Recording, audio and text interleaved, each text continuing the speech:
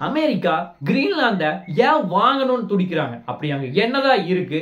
அதை வாங்கினா அவர்களுக்கு என்ன பிரயோஜனம்? அதை பத்தி தான் டீடைலா இந்த பதில பார்க்க போறோம். வணக்கம் நண்பர்களே.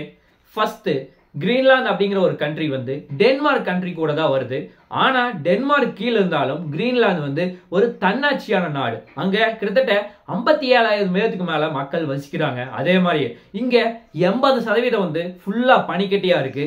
பேலன்ஸ் 20% மட்டும்தான் இங்க மக்கள் வாழக்கூடிய இடமா இருக்கு. அதே மாதிரியே இதனுடைய கண்ட்ரியோட சைஸ் பாத்தீங்கன்னா ஸ்வீடன் கண்ட்ரி அளவுக்கு தான் இருக்கும். அதே மாதிரியே இங்க ஒரு ரோடும் கிடையாது, ரயில்வே ட்ராக் கிடையாது.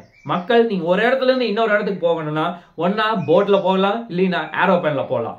அதே மாதிரியே இங்க மக்கள் முக்கியமான தொழிலா என்ன வச்சிருக்காங்கன்னா ஒன்னா வந்து மீன் பிடிக்கிறது, திமிங்கலம் பிடிக்கிறது, அதே மாதிரி பனிக்கட்டி மிருகங்கள் பிடிக்கிறது. அதுதான் ஒரு முக்கியமான வேலையா இருக்கு.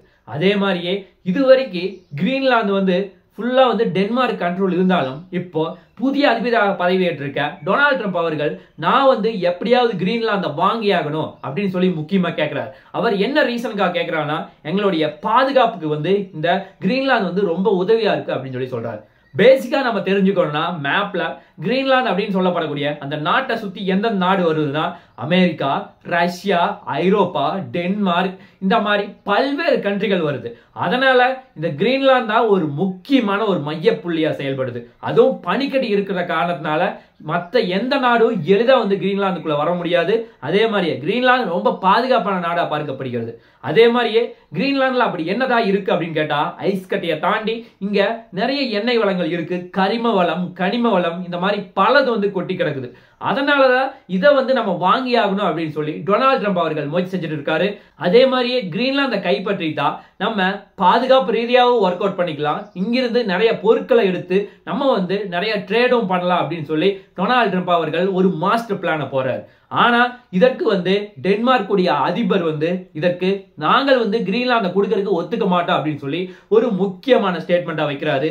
அதே மாதிரியே கிரீன்லாந்துடைய அதிபர் மெக்யூ வந்து அவர் வந்து நான் கொடுக்க மாட்டேன் அப்படின்னு சொல்லி அவரும் தெள்ள தெளிவா சொல்றாரு. அதே மாதிரியே இப்போ கிரீன்லாந்து வந்து அமெரிக்கா கண்ட்ரோல்ல இல்லாம இருந்தாலும் இப்போ அவர்களுடைய அமெரிக்காவுடைய ராணுவ நிலை வந்து கிரீன்லாந்து வச்சிருக்காங்க. அதே மாதிரி கண்டம் விட்டு கண்டம் பாயும் ஏவுகணையுடைய ஒரு கண்காணிப்பு மையமும் அங்க கிரீன்லாந்து இருப்பது குறிப்பிடத்தக்கது. அதனால அமெரிக்கா வந்து ஃபுல்லா நம்ம கண்ட்ரோல் எடுத்துட்டா நம்ம நினைச்சது செய்யலாம் அப்படின்னு சொல்லி நினைக்கிறாங்க. ஆக்சுவலா கிரீன்லாந்து வந்து பாதுகாப்புக்காக எந்த மாதிரி வேலைகளை செய்யறாங்கன்னா நாய்கள் இருக்கும்ல, 2 செட் ஆஃப் நாயை வந்து உள்ள பனிக்கட்டியில் அனுப்பிச்சு விடுவாங்க. அதுதான் வந்து ஒரு நாளைக்கு 2 டைம் போயிட்டு வந்து கண்காணிச்சுட்டு இருக்கு. நம்ம மிலிட்டரியில எப்படி நம்ம ராணுவ வீரர்களை எல்லை பகுதியில் பாதுகாப்பு கொண்டு போறோம், அந்த மாதிரி வேலையை தான் கிரீன்லாந்துல அவர்கள் பாதுகாப்புக்காக யூஸ் பண்றாங்க. ஏன்னா இங்க ரோடு கிடையாது, ரயில்வே ட்ராக் கிடையாது, இந்த மாதிரி பல பிரச்சனைகள் இருக்கு. அதனால டொனால்ட் ட்ரம்ப் அவர்கள் அவருடைய அரசாங்கத்துக்கு கீழே ஒருத்தங்க வந்து என்ன சொல்றாங்கன்னா நீங்க 2 நாயை வச்சுதான் அந்த நாட்டையே வந்து பாதுகாக்கிறீங்க, நீங்க வந்து அமெரிக்காவுக்கு வந்து கொடுக்க முடியாதுன்னு நினைக்கிறீங்க, நாங்க கூடிய விரைவில் பிடிப்போம் அப்படின்னு சொல்லி ஒரு மிகப்பெரிய சவால் தேர்ந்திருக்காரு. இது எந்த அளவுக்கு போகும் அப்படிங்கிறது ஒரு $1 மில்லியன் கொஸ்டினா இருக்கு. அதே மாதிரியே ரஷ்யா வந்து இதை வந்து ஃபுல்லா தெள்ள தெளிவா கண்காணிச்சுட்டு இருக்காங்க. ஆக்சுவலா ஏன்னா இங்க அமெரிக்கா விசஸ் ரஷ்யா அப்படிங்கிறது ரொம்ப அதிகமா போயிட்டு இருக்கு. அதே மாதிரியே அமெரிக்கா வந்து நிறைய பொருளாதார தடைகளை ரஷ்யா மேல வச்சிருக்காங்க. அதனால இதை வந்து ஒரு மிகப்பெரிய டார்கெட்டா வச்சு அட்டாக் பண்ணலாம் அப்படின்னு சொல்லி ரஷ்யா வந்து நினைச்சிட்டு இருக்காங்க. அதே மாதிரியே இது எந்த அளவுக்கு போகும் அப்படிங்கிறது ஒரு $1 மில்லியன் கொஸ்டினா இருக்கு. பார்க்கலாம் என்ன நடக்குது என்று சொல்லி நாளைக்கு இன்னும் ஒரு நல்ல ஒரு வீடியோவில் உங்களை நான் சந்திக்கிறேன். நன்றி, வணக்கம்.